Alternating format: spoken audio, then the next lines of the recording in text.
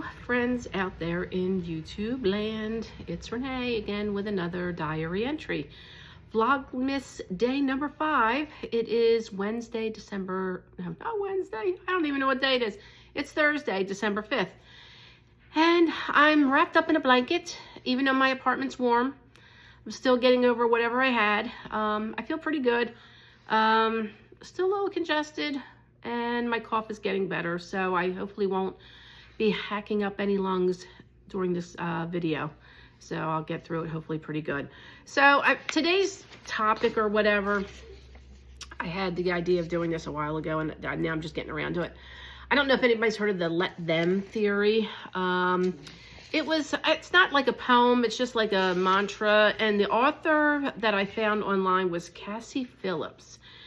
And a lot of people got behind this movement over the summer to where they have a Let Them Facebook page. So basically it's like, you can't control anybody but yourself. You let whoever is in your life do what they want to do. Well, except for your children. I mean, if you're a parent and they're young, you need to teach them right from wrong. But as like if a married person or an adult child or whatever, you know, you can't control everybody.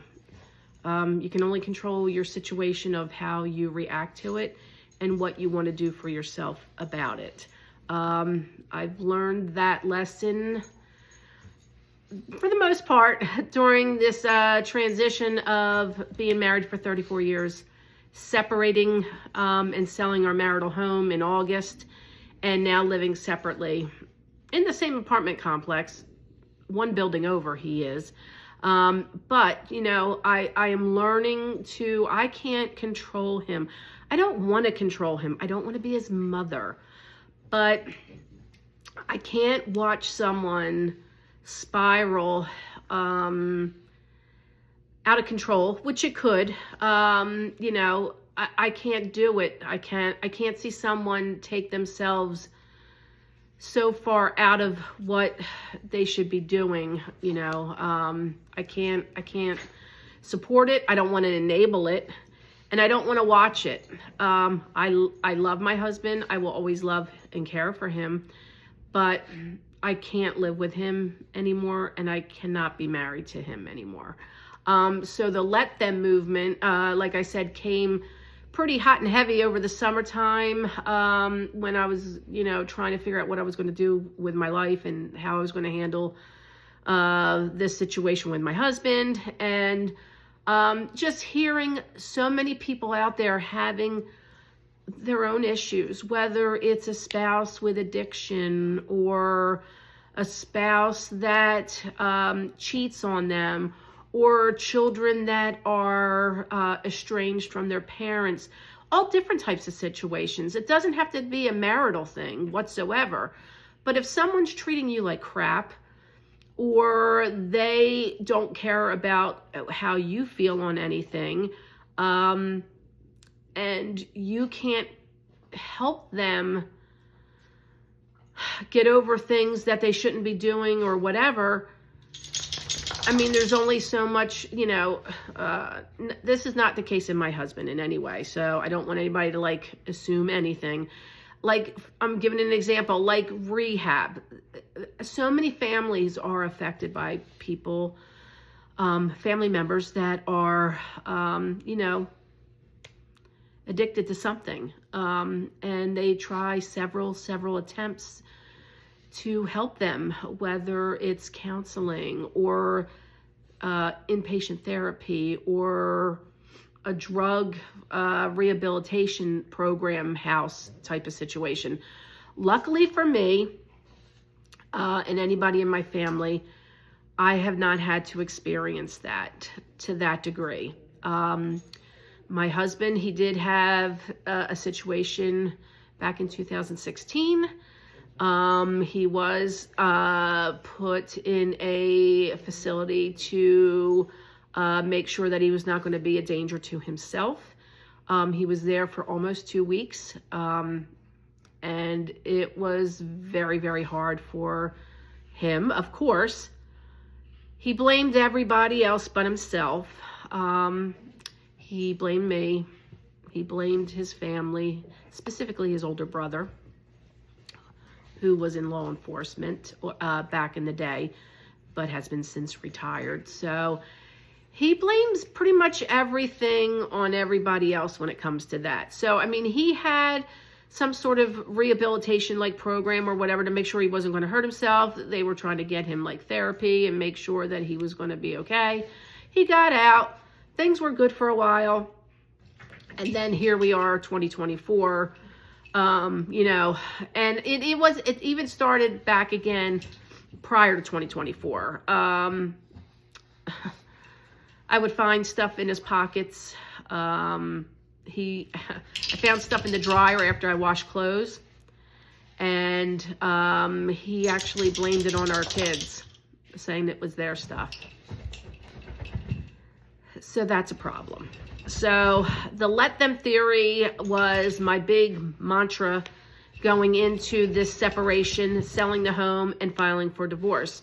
So I'm just going to read you a couple things, and I'm giving credit to this author. It's Cassie Phillips, and I think Mel Robbins, she's an author. She also references this. And I'm going to just read you a little bit of it. I'm not going to read the whole thing. I mean, I guess I can. It says, let them, just let them. If they want to choose something or someone over you, let them. If they want to go weeks without talking to you, let them. If they are okay with never seeing you, let them. If they are okay with always putting themselves first, let them. If they are showing you who they are and not what you perceived them to be, let them. If they want to follow the crowd, let them. If they want to judge or misunderstand you, let them. If they act like they can live without you, let them. If they want to walk out of your life and leave, hold the door open and let them. Let them lose you. You were never theirs because you were always on your own. So let them. Always your own, I'm sorry. Because you were always your own, let them. Let them show you who they truly are, not tell you. Let them prove how worthy they are of your time. Let them make the necessary steps to be a part of your life. Let them earn your forgiveness. Let them call you to talk about ordinary things. Let them take you out on a Thursday. And today's Thursday. Let them talk about anything and everything just because it's you they are talking to. Let them have a safe place in you. Let them see that the heart in you did not harden. Let them love you. So the author of that was Cassie Phillips. So yeah, some of this I'm trying to live by. Some of it's still a little bit hard, you know, with the situation that I'm in. I feel like the line, let them show you who they truly are, not tell you. He's showing me in his actions. He's not really doing anything to help get over his issues. He has seen a therapist, but he's not honest with people. He's not. He's hiding from people that he smokes, even though I smell it on him. It's funny because I went over there. He had a computer issue, and I took my lunch and I went over there to help him. And as soon as I stood next to him, I could smell smoke. And I said, "Oh, I smell smoke." And he's like, "You do?" I'm looking at him he's like, "Yeah, I guess you do." I'm like, "You don't have to lie to me. I don't trust you. There's no reason to lie to me. I'm always going to automatically assume you're lying." And I know that's bad on my part. I really do. But you know how many benefits of the doubt, or whatever that term is, that I've given him through years and probably well over a decade? I've given him the benefit of the doubt. I've trusted him. I've tried to believe him. But I can't anymore. Anything that comes out of your mouth is just air to me. So, and that's a hard line for me to, you know, it's not really a hard line. He's showing me who he is. He is showing me who he is. Let them earn your forgiveness. That's fine. I'll forgive him. I'm not going to forget, and I'm not going backwards. I'm not going to reconcile with him in any way. We had dinner last night with our daughter, so it says let them take you out on a Thursday. Well, we went out on Wednesday night. I paid, but whatever. It doesn't matter. He pays a lot of times too. So we do spend time together, but I'm now to the point where I'm going to have to start reeling it in. I'm going to be serving him his papers. We have to get his signature, oh my gosh, notarized. So hopefully I'll be getting that done tomorrow with him, or maybe even tonight. I'll see if we can do that. So yeah, I'll be right back. Okay, I'm back. I had to blow my nose. So I apologize. Now I have a congestion issue with a runny nose. So I guess it's all working through my system. I do feel better. If you followed my other videos, I was down for the count for a day or two, but feeling a lot better. So I guess where I left off. So I'm going to be serving him the papers because I want to get them in. I need to move forward. And I need to, I don't want to like shut him off completely. Like I said, I still love him and my dogs are going to bark because the mailman's outside. I still love him. I will always care for him. But I need to, he needs to feel the loss of me. And I'm not trying to be mean. I'm not trying to be vindictive, okay? But you know what? Life's pretty good for him, most likely. He's living on his own. He does what he wants to do. And he still sees me, or even if he wants if he's alone and he needs companionship or whatever, like he'll come over here. We'll watch. We're big football fans of college football. So he'll come over here. Half the time he falls asleep during the game, but whatever. That's whatever. But, you know, he needs to feel the loss of me because I don't even think he feels anything. It hasn't really hit him.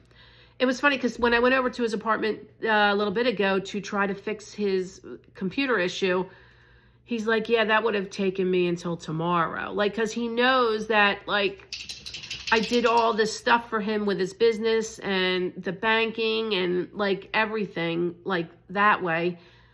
And now, you know, he's by himself. He's trying to figure it out. Well, he can't figure it out. He'll be there for 3 weeks because he's not that computer literate.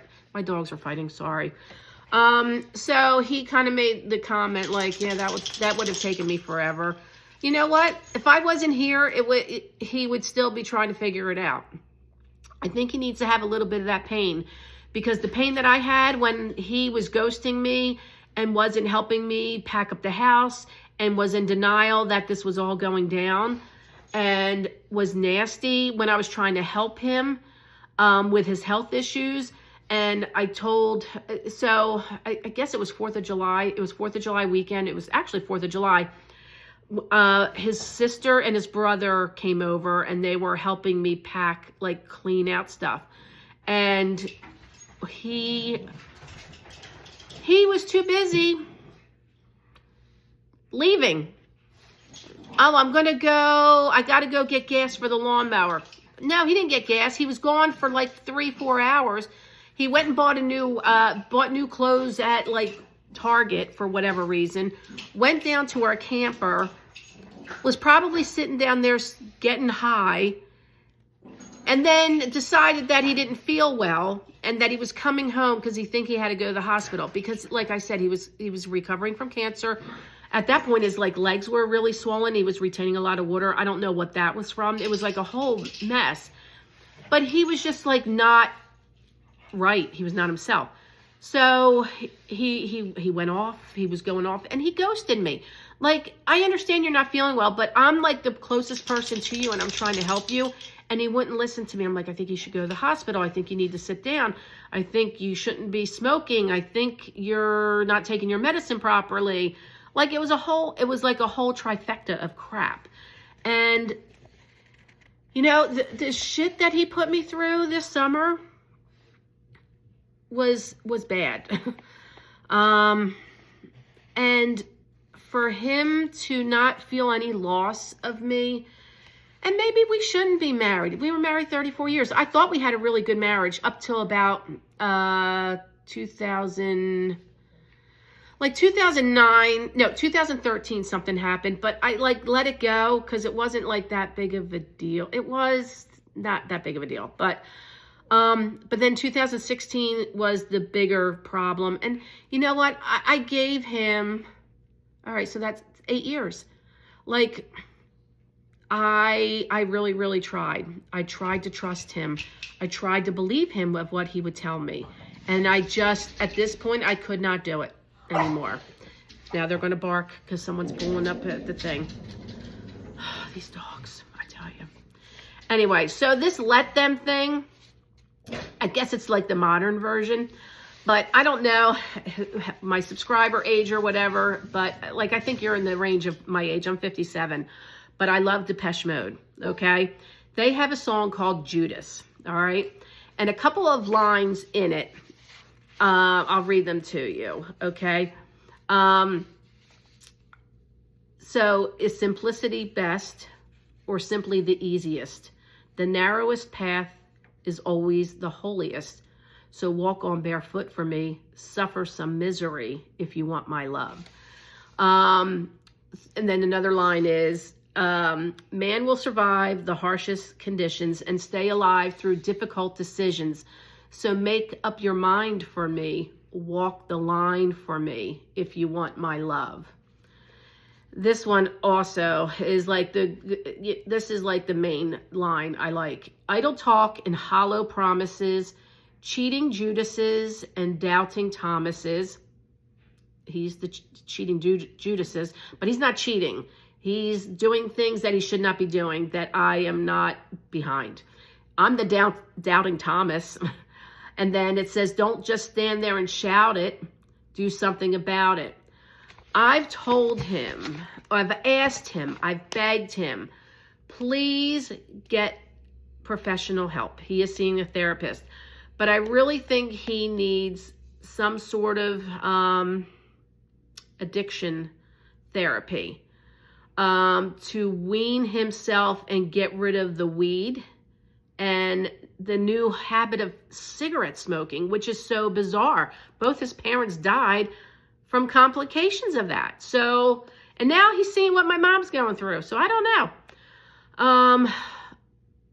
We did try therapy, just so you know. We tried marital therapy. We had a couple sessions, and he actually got up from the table and walked away. So at that point, I really didn't know it was over. I really knew at that point it was over. And that was, it was the year prior. So it wasn't this year. It was the prior summer. So that was 2023, okay, the summer of 2023. We get into early 2024, February, that's when he's diagnosed with his cancer. And then, like, all hell breaks loose after he gets through his radiation, his chemo, and he had surgeries. I think I mentioned it before, but I didn't mention this part. So he had a tonsil taken out. He had part of his back of his tongue taken out. And he had 19 lymph nodes taken out. He had probably double digits lymph nodes. I mean, there's a lot of them, but he had them taken out as well because they wanted to make sure there was no trace of any cancer cells and whatever. And then he went through chemo and radiation. So, you know, and then he started losing weight. He couldn't eat because of the pain, the burning. It was bad for him. I mean, I tried so hard to help him. I really did. You know, I went to every doctor's appointment. I drove him. I tried to tell him to take it easy at work. Like, he was still really working through that point, except for after the surgery. Like, he had to take some time off because there was like a chance of bleeding and all that. But yeah, so it's been a ride. So the Let Them mantra, it was my thing in 2024 in the summertime. I got the tattoo to prove it. I don't know, right there.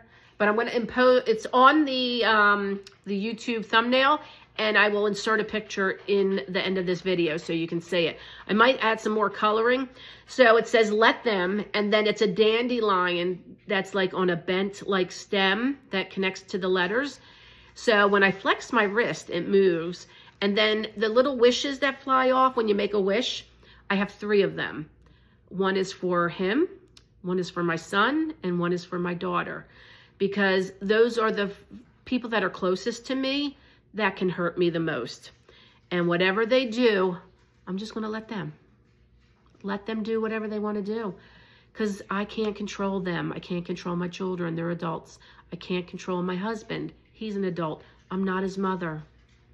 So my dandelion will bend in the wind with my wrist, and they can just fly off, and I'm going to let them go. That's all I can do. And maybe this will help you with a difficult decision or situation that you're having. Check on Facebook. They have Let Them groups, pages, and people are getting tattoos. It's probably so like in like 20 years, like, what the hell does that mean? This is my first tattoo at 57. This is what I went with because I wanted to be a reminder every day of the shit that I went through. And it's on my left hand because I'm left-handed. And it's on like my wrist part. And it goes up my thumb, and I can see it. I can see it every day as a reminder. So that's the vlog for the day. Enjoy your Thursday. I am doing laundry, and I'm going to be staying in for the night, I think. Or I might go to my storage unit and start pulling stuff out and get some stuff together for my booth because I've really been slacking in that. But now I have my mom's house I got to clean out too. So, and she's doing okay. I think he's still there, my stepdad. There hasn't been any like issues. I haven't heard from her since this morning. So fingers crossed, everything is good. So that's it. Thank you very much for coming by my channel and listening to another diary entry. And thank you for all the love and support and all the good comments. I appreciate it. And I reached 100 subscribers today, which is crazy. It blows my mind. People want to listen to me. The crazy, undemure, unmindful person. I don't know if you saw that TikTok video where this girl was talking, this young girl, saying that she acts very demure, very mindful. No, that's not me. Sorry. You can take it or you can leave it. But I'm here for you. If you have anything that you want to talk about in a subject or find out more about me, put it in the comments. Hopefully I'll get some more Christmassy things going so I can show you. Like I said, my apartment's not that big and all my stuff's in storage still and I got to like root through it. I'm not a heavily Christian person. I did convert to Catholic when I was 18 and I was going to marry into a Catholic Italian family. I have a nativity set. I found the stable, but I can't find my people. So I'm hoping I can find them by Christmas so I can put them up because I really, really love them.